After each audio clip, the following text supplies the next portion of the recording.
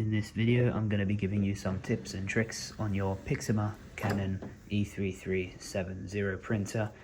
These are some little tidbits I've picked up along the way using my printer. Some things you may already have known, some other stuff might be new to you. Either way, I'm hoping that this video can give you a little insight into the machine you're going to be using.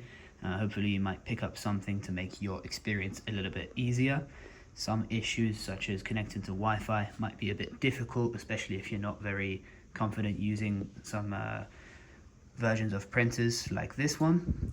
This particular printer is a very good entry-level printer, very popular model, this one. I see a lot of people have it. Unfortunately, there's not a lot of information online on how to use it, so if you're looking for some help to set it up and to use it, we have loads and loads of videos on the page that can help you to do that. In this video, however, I'm just going to be giving you a little bit of my tips that will help you to hopefully make the experience a bit easier to do. So I'm going to start by teaching you how to reset the Wi-Fi, which is something that I've had to do a couple times when connecting to new devices. So what you're going to want to do to start that is to go into the service mode, and you need to go into service 11, which means we have to press this button 11 times.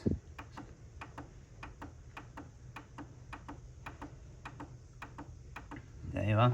And once that's a flashing 11 symbol, you're going to want to press either the black or color symbol, which is going to initiate the Wi-Fi reset. And you see it starts to load, and this will completely erase the memory or the history of any Wi-Fi you've connected to, meaning it's a little bit easier to connect to a new Wi-Fi or to even a new device, which could make the connection a little bit stronger, resulting in a better experience. Another little tip I have for you revolves around the ink cartridge. So if we go to the bottom of the Canon printer, we can have a little look inside. You'll see that the cartridge does slide to and from, and will actually stop in a position that's easier to manipulate, take out, and then exchange the cartridges if you need to. But the tip I'm going to be giving you here is actually in case you forget which cartridge goes in which place, and also when you're ordering new cartridges, it's important to know which ones you need. Now this is something that Canon has helped us with, and they've actually put a little sticker on the bottom of the printer so you can see it. Now here on the left you can see there's a color and a black indication here. This is for you to know which side you should put your cartridges on. So this means, of course, the left is for the color and the right is for the black. So that's what that indicates. There's also a little diagram underneath, if you can see it, which explains exactly how to install the cartridge. I'll just show you that as well while we're here. So to remove it, you want to gently press down on the top of the cartridge and slide it out. And now it's removed. It's always worth just double checking the quality of the cartridge to make sure nothing's broken. It could have been damaged during the printing of anything. And also, if the sticker is still on the machine, on the cartridge, it could infiltrate the ink delivery system and stop you from printing properly. So that looks like it's all okay. We can just stick it back in there.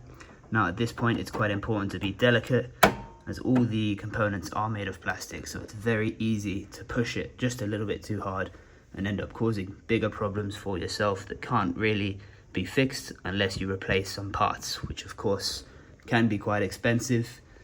Perhaps not on this particular model, but on more expensive models, the components tend to be a bit pricier, and this can be a bit of an issue for you.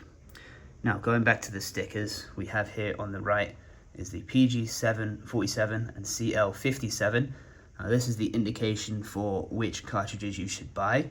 If you're really unsure which one is which, you can scan the barcode, and that'll give you a bit more information, and also follow you to a page where you can actually buy the cartridges for your Canon printer. This is a little helpful tool that you can use. You can also go onto the Canon website to order the new parts, the new cartridges, and even if you have the Canon print app installed, you can buy directly from there, which is connected to your printer, hopefully, and that will be even easier. If you do need help with connecting to your printer, then we have plenty of videos on that as well, which can help you to set that up.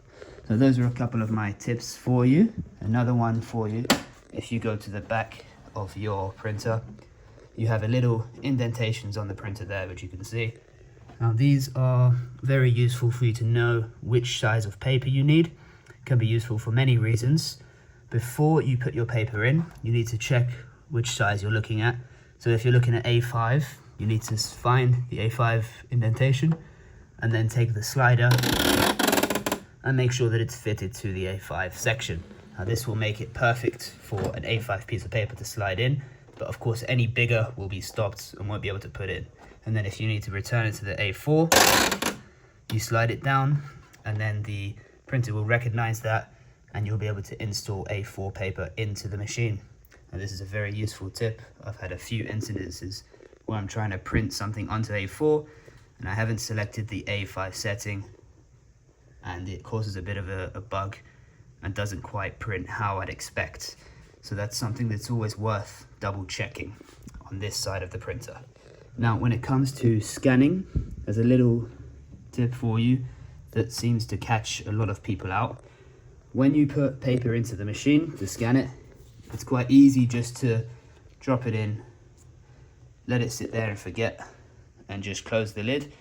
But this can be a problem because it doesn't quite fit in. As you see, that does move around a little bit.